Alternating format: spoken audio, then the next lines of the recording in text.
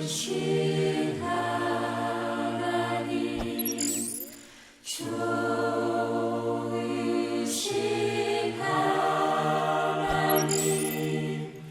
참 좋으신 나의 하나님.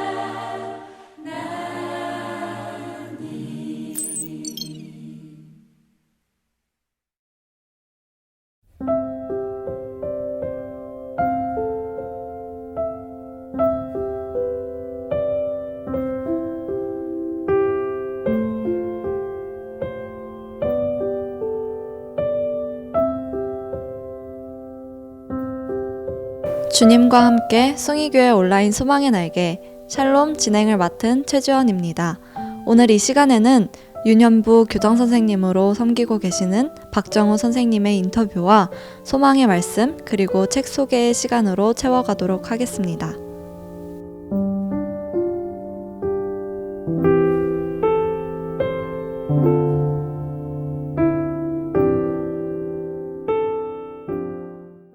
예수님은 도대체 그에게서 무엇을 봤을까요?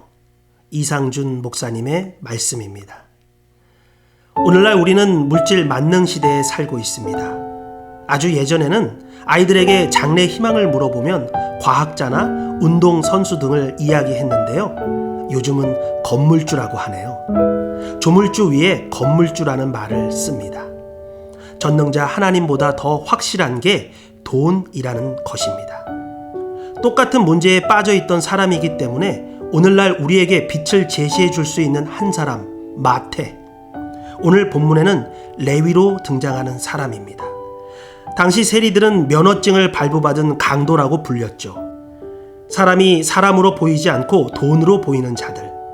예수님께서는 밖으로 나가 레위라는 세리가 세관에 앉아있는 것을 보고 말씀하셨습니다. 나를 따르라. 세리가 세관에 앉아있는 것을 보셨다는 겁니다. 그런데 그 시선을 인식한 세리가 깜짝 놀란 것입니다. 왜냐하면 미워하거나 멸시하는 것이 아니라 긍휼히 여기시는 세상에서 처음 보는 사건이었던 거죠. 그럼 세리는 어떤 반응을 보였는가? 그 자리에서 벌떡 일어나 모든 것을 버려두고 예수님을 따랐습니다. 오늘날로 이야기하자면 톨게이트 부수에 앉아있던 세리가 갑자기 뛰쳐나온 겁니다. 그러면 도대체 이 세리는 뭘 보고 예수님을 쫓아갔을까요? 이 자리를 떠나면 그가 누리고 있던 모든 특권과 이익을 포기해야만 되는데 그런데 그는 쫓아갔습니다. 그러면 주님은 도대체 그에게서 무엇을 보셨을까요? 예수님은 그의 깊은 목마름을 보셨습니다. 역설적인 것이죠. 가장 세속적인 사람이 가장 거룩에 대한 갈망이 큰 것입니다. 레위야말로 응급 환자라는 것을 아신 것이죠. 세상은 이들을 향해 손가락질을 하지만 주님은 아니었습니다. 너무나 다급하게 달려오셔서 영혼의 박동이 멈추는 그에게 심폐소생술을 행하신 줄로 믿습니다. 그러나 많은 사람들이 이야기할 수 있죠. 거룩하게 살기 위해 몸부림치는 사람도 많은데 왜 꼭 이 사람을 건지셔야 했을까요? 잠언 8장 17절 말씀에 나를 간절히 찾는 자가 나를 만날 것이다. 사람들은 당신의 직종, 당신의 지위, 명성을 보겠지만 예수님은 절박함과 간절함을 보신다는 겁니다. 오늘날도 동일합니다. 예수님께서는 마태의 위치에 있는 절박한 영혼들을 느긋한 영혼들보다 훨씬 더 선호하고 계십니다. 길거리 뒷골목을 서성이고 있을지라도 절박한 마태와 같은 한 영혼을 주님은 선호하신다는 겁니다. 너희는 저들이 다 죄인으로 보일지 모르지만 내 눈에는 존귀한 하나님의 형상들이다. 사람들은 여러분의 현재 점수로 모든 것을 판단합니다. 그러나 하나님은 절대로 그렇지 않으십니다. 여러분 안에 그분의 가능성을 담아 두신 줄로 믿습니다.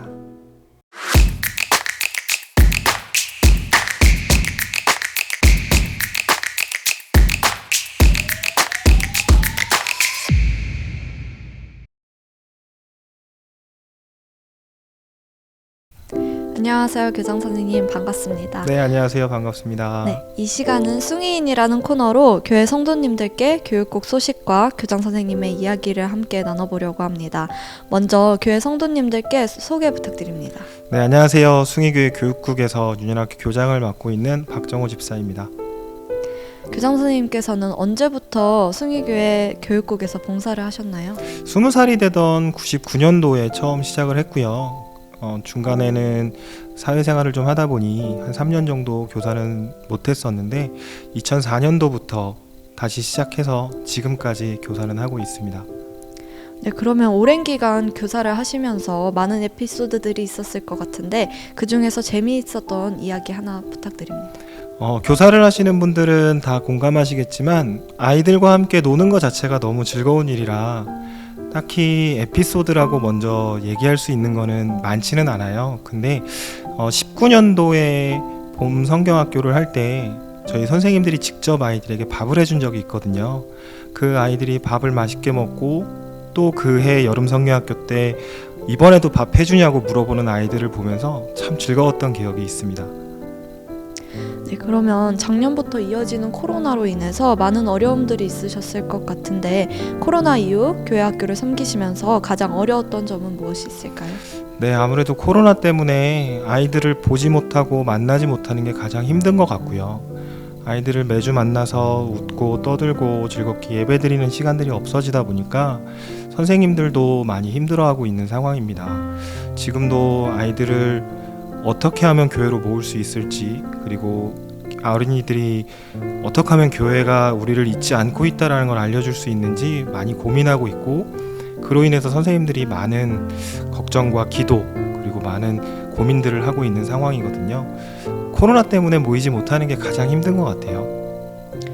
근데 이런 어려운 시기 속에서도 여러 가지 활동과 행사를 하고 계신 걸로 알고 있는데 자세하게 어떤 것들이 있는지 소개해 주세요. 많다고 하기엔 좀 부끄럽습니다.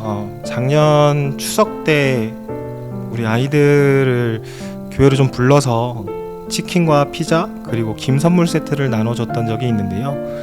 아이들이 부모님 손잡고 와서 그걸 받아가는 모습을 봤을 때 너무나 잘했다라고 생각을 했었던 그런 행사였고, 지금도 올해 부활주일 그리고 앞으로 있을 어린이주일을 맞이해서 아이들이 어떻게 하면 교회에서 선생님들과 함께 웃고 나눌 수 있는지를 같이 고민하고 같이 기도하고 있는 상황입니다. 그렇다면 2021년도 유년학교에 계획이 있을까요?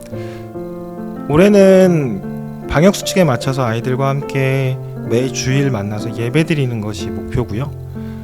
그리고 계획하고 있는 것들은 이제 어린이주일 그리고 앞으로 있을 여러 가지 아이들의 날에 맞춰서 모든 것들을 계획하고 함께 나누고 기도할 계획이고요. 어린이주일 날은 지금 계획 중에 있어서 정확히 말씀을 드리긴 어렵지만 아이들이 교회로 나오고 즐거워할 수 있는 것들을 계획하고 있습니다. 많은 성도님들께서 교회로 아이들 보내주시면 저희가 그 아이들이 즐거운 시간을 가질 수 있도록 최대한 많은 준비하도록 하겠습니다. 끝으로 교장 선생님께서 좋아하시는 찬양 한 가지 소개 부탁드립니다. 저는 아주 먼 옛날이라는 찬양을 굉장히 좋아합니다. 그 가사말도 하나님께서 예전부터 모든 것을 계획하셨다고 하신 그 가사말이 너무나 좋아서 그 찬양을 가장 좋아하고요. 제가 지금 교사를 하고 있는 것 또한 하나님께서 계획하심을 믿고 그거에 따라서 더 열심히 나아가도록 하겠습니다. 마지막으로 교회 학교 아이들이나 성도님들께 하고 싶은 말씀 있으실까요? 네, 교회 학교 선생님들은 너무나 많은 수고와 헌신을 하고 계십니다. 성도님들의 기도와 관심이 많이 필요한 상황이고요. 내 아이들을 내가 다니고 있는 우리 교회 교육국에 보내주시는 건 너무나 당연한 일이기 때문에 많은 아이들 더 보내주셨으면 좋겠고, 믿고 보내주시는 만큼 저희는 그 아이들이 믿음에서 더 성숙한 믿음으로 자라날 수 있도록 더 기도하고 함께 나아갈 수 있도록 하겠습니다. 많은 관심 부탁드립니다. 네, 오늘 함께 해주셔서 너무 감사드리고요. 다음 세대를 위해서 더욱더 많은 기도와 헌신 부탁드립니다. 네, 감사합니다. 감사합니다.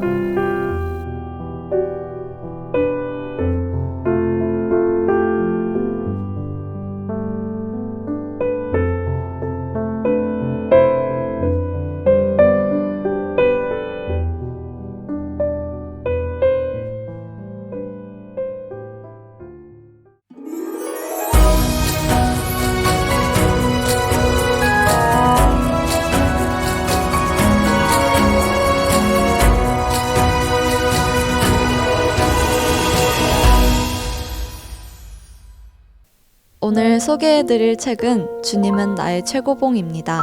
이 책의 시작은 1917년 오스왈드 챔버스 목사님께서 세상을 떠난 후로부터입니다.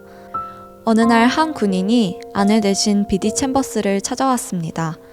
그 당시 비디 챔버스는 남편을 잃은 좌절감과 실망 속에서 가장 외로움과 고통 가운데 있었습니다.